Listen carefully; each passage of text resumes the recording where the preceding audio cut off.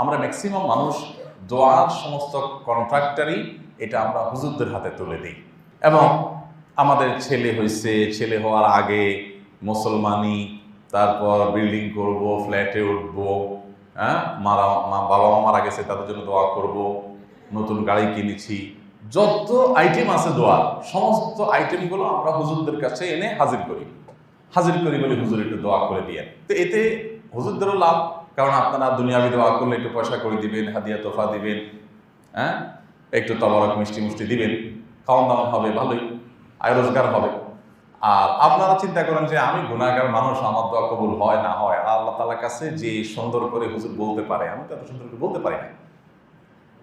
এই কারণে আমরা অনেকে দোয়া করি না, এটা ভুল। আল্লাহ তাআলার কাছে কোনো মায়ের প্যাচের কথা দোয়া কবুলের জন্য, এই যে আপনারা 7টা শর্ত শুনলেন, একটা শর্ত কি এরকম দেখেছেন যে হাদিসে